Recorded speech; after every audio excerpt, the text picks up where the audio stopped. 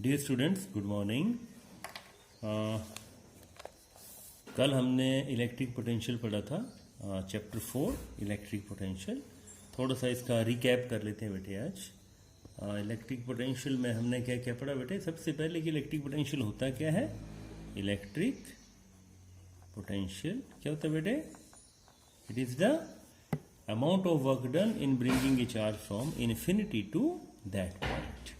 और इसके यूनिट्स क्या थे बेटे? ऐसा यूनिट थे इसके वोल्ट, और 1 वोल्ट क्या था बेटे? 1 वोल्ट इज इक्वल टू क्या था? 1 joule upon 1 coulomb. Okay, amount of work done in bringing a charge from 1 point to in bringing a charge of 1 coulomb from infinity to that place. Okay बेटे। अच्छा बेटे, ये क्या है? अब electric potential आ गया।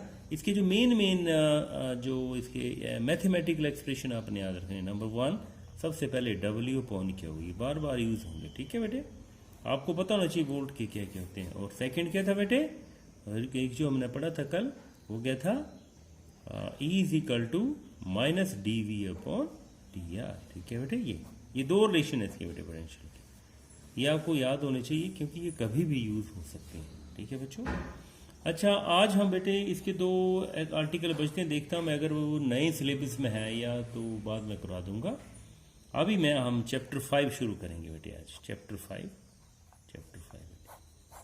आपने बच्चों सुना होगा कि व्हाट इज कैपेसिटर, सुना होगा बेटे आपने कैपेसिटर। आपने देखा होगा कि घरों में जो पंखे होते हैं उसमें एक कैपेसिटर लगा होता है, या हमारा और भी कई इंस्ट्रूमेंट्स हैं। कैपेसिटर बहुत जगह यूज होता है।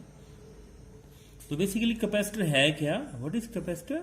It is the device used to store charge को स्टोर करने के लिए जो एक डिवाइस है बेटे, उसको कहते हैं कैपेसिटर। ठीक है बच्चों।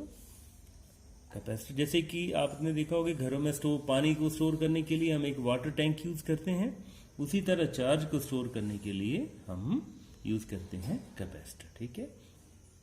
इससे पहले बेटे 2-3 चीजें हैं। एक जैसे इंसुलेटर, तो आपको पता ही है इंसुलेटर क्या होता है।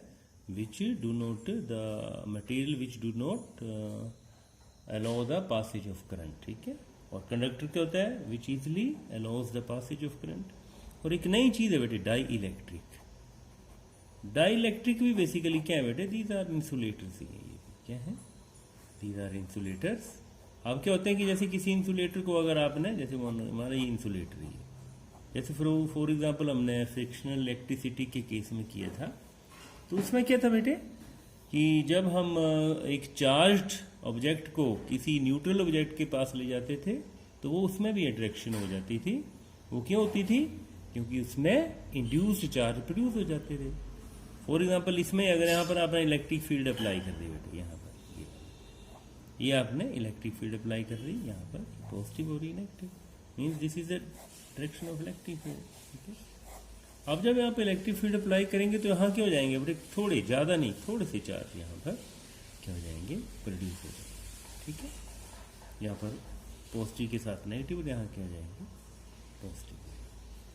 ठीक है। तो dielectric are the insulators which when placed in electric field the charges reside on its surfaces. ठीक है बेटे। अब बेटे देखेंगे इसमें कि जब हम इसमें, अब आपको पता है कि इंसुलेटर में चार्ज क्या है? बहुत कम होते हैं। क्या होते हैं बेटे इसमें? चार्जेस आर लेस, बहुत कम चार्जेस होते हैं बेटे इसमें। ठीक है। इसलिए जब इंसुलेटर को हम रखेंगे यहाँ पर, तो क्या होगा? इसमें चार्ज तो यहाँ पर सरफेस में प्रोड्यूस हो रहे हैं, पर वो क्या है? बहुत ज्यादा कम है। ठीक है बच्चों। अब क्या होगा? सपोज आपने ये ई नोट इलेक्ट्रिक फील्ड अप्लाई की है। ई नोट क्या बच्चों? Applied electric field, applied electric field. ठीक है बच्चे। अब नेचुरली है इसमें भी, अब जब यहाँ पे चार्जेस आ गए तो इसके अंदर भी एक इलेक्ट्रिक फील्ड हो गई है। उसको क्या बोलते हैं हम? ईपी। क्या बोलते हैं बेटे इसको? ईपी। तो ईपी क्या है बेटे? Electric field produced inside the dielectric. ठीक है। इनसाइड द डाइलेक्ट्रिक, इसमें जो इलेक्ट्रिक फील्ड प्रोड्यूस होगी उसको हम क्या बोलेंगे? This is called EP. और ये होती क्यों है? Electric field produce inside the electric due to polarisation. ये पोलराइजेशन के कारण जो बेटे प्रोड्यूस हो रही है इसको क्या बोलते हैं हम? Electric field due to polarisation, EP से डिनोट करते हैं इसको। और इसकी डायरेक्शन जैसे क्या होगी बेटे? इन दिस डायरेक्शन। कहाँ होगी? ऑपोजिट डायरेक्शन में होगी। इसमें दोबारा आपको मैं डायग्राम बना देता हूँ। ऐसे फॉर एग्जाम्पल ये आपने ई क्या है बेटे? ई नोट मीन्स, सॉरी यहाँ पर क्या है ये? नेगेटिव। ई नोट क्या है? ये ई नोट। आपने जो एक्सटर्नल इलेक्ट्रिक फील्ड अप्लाई की है वो है ई नोट। और नेचुरली इसमें क्या हो जाएगा? यहाँ पर नेगेटिव नेगेटिव नेगेटिव नेगेटिव, और यहाँ पर पॉजिटिव पॉजिटिव पॉजिटिव पॉजिटिव। ठीक है बच्चों? तो क्या होगा? यहाँ पर इसकी इलेक्ट्रिक फील्ड की डायरेक्शन क्या होती है? Positive to negative. तो क्या होगा? In this direction, in this direction, और इस इलेक्ट्रिक फील्ड को क्या बोलते हैं हम बेटे? ईपी।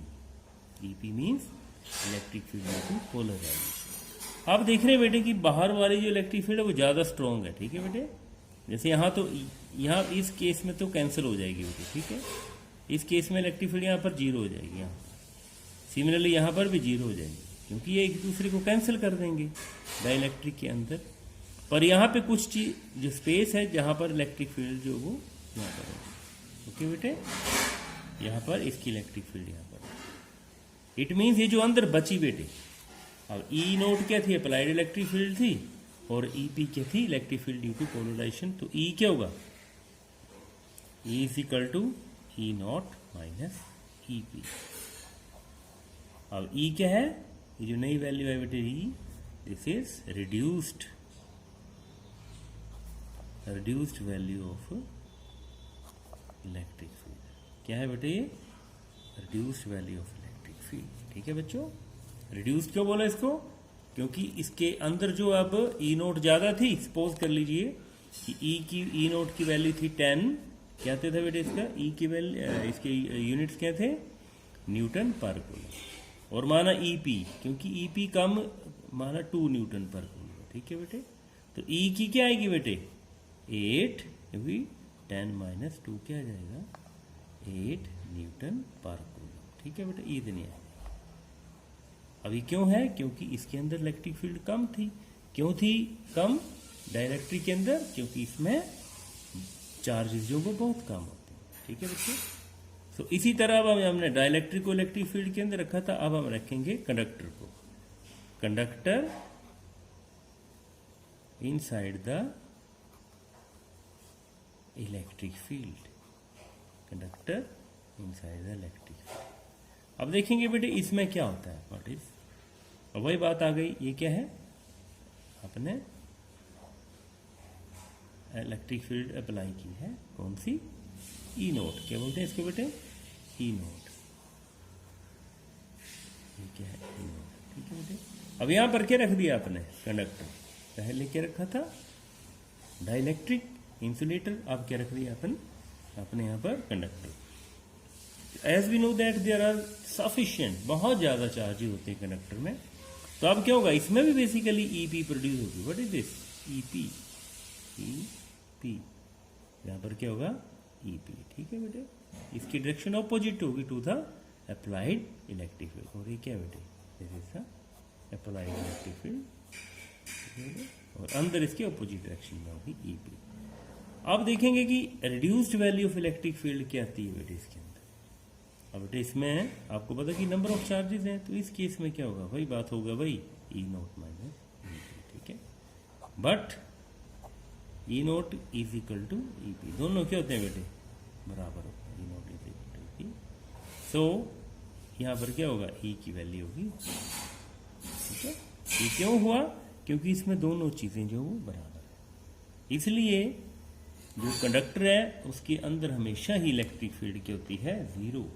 तो कई बार ये क्वेश्चन आ जाता है, जैसे क्वेश्चन आता है कि इज इट सेफ, मैंने वो नोट्स में दिया भी है आपको question. Is it safe to be inside a car? Inside a car during lightning. कि जैसे अगर बाहर लाइटनिंग हो रही है तो बेटे हमें कार में अंदर रहना चाहिए, बाहर निकल जाना चाहिए लाइटनिंग के केस में। तो क्या होगा? Yes it is safe. Yes it is safe. क्यों? क्योंकि बाहर से जितनी मर्जी इलेक्ट्रिक फील्ड अप्लाई हो जाए चाहे, क्योंकि लाइटनिंग कब होती है? जब इलेक्ट्रिक फील्ड अप्लाई होती है तब बेटे, ठीक है। तो बाहर जितनी मर्जी इलेक्ट्रिक फील्ड हो जाए, लेकिन अंदर उसमें इलेक्ट्रिक फील्ड क्या होगी? क्योंकि कार कंडक्टर है ना बेटे, आयरन की बनी होती है, स्टील की, तो या वहां पर अंदर क्या होगी? इलेक्ट्रिक फील्ड क्या हो जाएगी बेटे? जीरो। इसलिए वहां पर हमें सेफ रहेंगे, कोई भी इलेक्ट्रिक फील्ड अंदर नहीं है, ठीक है बच्चों। तो इसके बाद आता है बेटे कैपेसिटेंस। कैपेसिटेंस या इसको क्या बोलते हैं? कैपेसिटी भी बोलते हैं। कैपेसिटी ऑफ ए कैपेसिटर, ठीक है। कैपेसिटेंस या कैपेसिटी ऑफ ए कैपेसिटर, ठीक है बेटे। अब आपको पता है बेटे, कैपेसिटर तो हमने पढ़ लिया है। कैपेसिटर होता क्या है? Capacitor is a device which is used to store the charge. अब कैपेसिटेंस क्या होगी बेटे? इसकी capacity, capacity of the capacitor, capacity of the capacitor to store the charge, ठीक है बेटे। जैसे आपने पानी की टंकी देखी है, कोई 100 लीटर की होती है, कोई 300 लीटर की होती है, कोई 500 की होती है। तो उसी तरह कैपेसिटर की भी अलग अलग होती है, ठीक है। कैपेसिटर की भी जो अपनी कैपेसिटी अलग अलग होती है, इसको कैपेसिटेंस भी बोलते हैं, ओके। अच्छा, इसकी कैसे निकालेंगे कैपेसिटेंस? कैसे फाइंड आउट करेंगे कैपेसिटेंस? कैपेसिटेंस कैसे करेंगे बेटे फाइंड आउट? कैपेसिटेंस, अब आपको पता, सपोज बेटे आपका कोई चार्ज कंडक्टर, क्योंकि कैपेसिटर भी एक ही तरह का कंडक्टर ही है, वो इसको स्टोर करता रहेगा चार्ज को, ठीक है। आप यहाँ से चार्ज अप्लाई कर रहे हैं, ठीक है बेटे, चार्ज अप्लाई इसमें स्टोर करवा रहे हैं, ठीक है, किसी कैपेसिटर में, कैपेसिटर, ठीक है। अब क्या होगा बेटे? यहाँ पर चार्ज स्टोर होता रहेगा। अब आपको पता है V इज इक्वल टू क्या होता है? 1/4 epsilon not Q upon R, ये होता है। पढ़ा ना हमने, यही वैल्यू आई थी। अब बेटे क्या होगा? जैसे जैसे Q बढ़ता जाएगा, इसका जो है वोल्टेज बढ़ता जाएगा, means Q is directly proportional to V। समझ गए बच्चों? कि जैसे जैसे हम चार्ज इसमें सप्लाई करते जाएंगे, इसका क्या होगा? पोटेंशियल बढ़ता जाएगा। और वही बात, अब यहाँ पे प्रोपोर्शनलिटी का साइन है, तो इसको उठाने के लिए क्या होगा? Q इज, जब प्रोपोर्शनलिटी को उठा देंगे, यहाँ पे आ जाएगा CV। भैया what is C? C is called, C क्या है बेटे? कैपेसिटेंस, ठीक है, कैपेसिटेंस है C। अब वही बात, कैपेसिटेंस भी बोल सकते हैं, कैपेसिटेंस या कैपेसिटी ऑफ ए कैपेसिटर, ठीक है बच्चों। अब C के क्या यूनिट्स आएंगे? C is equal to Q upon V, ठीक है बेटे, यहां से आ गया C is equal to Q upon V। अब SI यूनिट्स की बात आ गई बेटे, SI यूनिट्स। तो SI यूनिट्स ऑफ कैपेसिटर क्या होते हैं बेटे? They are farad, farad denoted by capital F, ठीक है बच्चों। तो यहीं से आ जाता है कि व्हाट इज 1 फैरेड को डिफाइन करना होगा, तो कैसे करेंगे बेटे? हर चीज को यहाँ पे यूनिटी पुट कर देंगे, ठीक है बच्चों। तो क्या है यहाँ पर? 1 farad is equal to, charge है ना बेटे क्या हो, तो इसके यूनिट होंगे 1 कूलम, और पोटेंशियल के यूनिट क्या होते हैं? 1, ठीक है बेटे। तो कैसे डिफाइन करेंगे? Capacitance of a capacitor is said to be 1 farad if 1 coulomb of a charge raises its potential through 1 volt। तो ये होता है बेटे, this is the SI of farad, ठीक है बेटे। इसके साथ ही बेटे अगला आपका जो आर्टिकल है वो है energy stored in a capacitor, energy stored in a capacitor, ठीक है बेटे। Energy stored in a capacitor, इसको कैसे करेंगे? अब आपको पता है बेटे, जब कभी भी हमने एनर्जी फाइंड आउट करनी है, चाहे वो पोटेंशियल एनर्जी है, चाहे वो इलेक्ट्रिकल एनर्जी है, चाहे मैग्नेटिक एनर्जी है, एनर्जी जब भी आएगा तो बेटे इसको फाइंड आउट करने के लिए क्या करते हैं? हम सबसे पहले वर्क डन निकालते हैं, ठीक है बेटे। तो सपोज करिए कि वही बात वर्क डन, अब इसमें किस केस में आएगा बेटे? इसमें वर्क डन आएगा इन केस ऑफ इलेक्ट्रिसिटी, वो नहीं आएगा यहाँ पर, W is equal to F dot है। अब बच्चे आपको पता कि ये वर्क डन में अभी हमारे पास इलेक्ट्रिसिटी के केस में एक ही रिलेशन है, और कौन सा था वो, W is equal to W upon Q is equal to V। ठीक है बच्चों, यही रिलेशन है, तो हमें यही यूज करना पड़ेगा वर्क डन निकालने के लिए। तो उसमें वही बात आ गई कि सबसे पहले इसमें निकालेंगे छोटे से छोटा सा वर्क डन निकालेंगे, और फिर हम क्या निकालेंगे उसको इंटीग्रेट करके टोटल वर्क डन। ठीक है बेटे, तो सपोज करिए बेटे कि हमने V इज इक्वल टू की क्या वैल्यू आ जाएगी यहाँ पर। अब सपोज करिए let dW is the work done in charging a capacitor through charge dQ, कि dQ चार्ज सप्लाई करने में dW वर्क। ठीक है बेटे, तो इसी रिलेशन से बेटे क्या आएगा वो, dW is equal to V into dQ। ठीक है बेटे, समझ गए ना कहाँ से आई है, W upon Q is equal to V।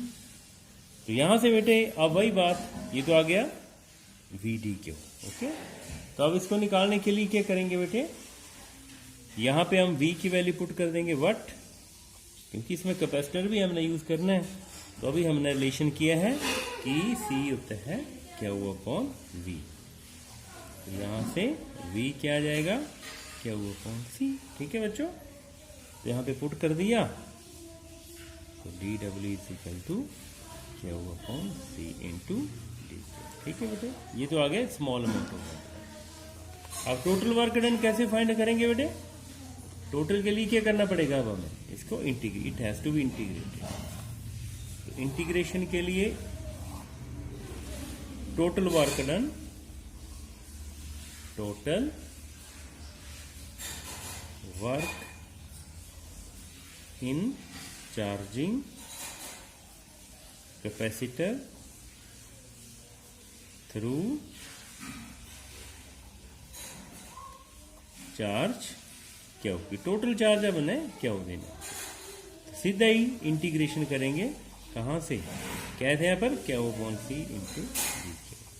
अब पहले चार्ज इनिशियल 0 लेंगे और फाइनल चार्ज कितना लेंगे क्यों, तो ये W क्या आ जाएगा बेटे, अब क्या वो 1 अपॉन C, इसको कैपेसिटेंस तो कांस्टेंट है, यहाँ क्या बच गया क्या इंटू। अब इसको बेटे करेंगे इंटीग्रेट, वही बात क्या आएगा, x raise to power n+1 divided by n+1, 1 upon C क्या स्क्वायर अपॉन, ये कैसे आया, इसकी पावर क्या है 1, तो 1+1 और नीचे 1+, मैं यहाँ लिख भी देता हूँ।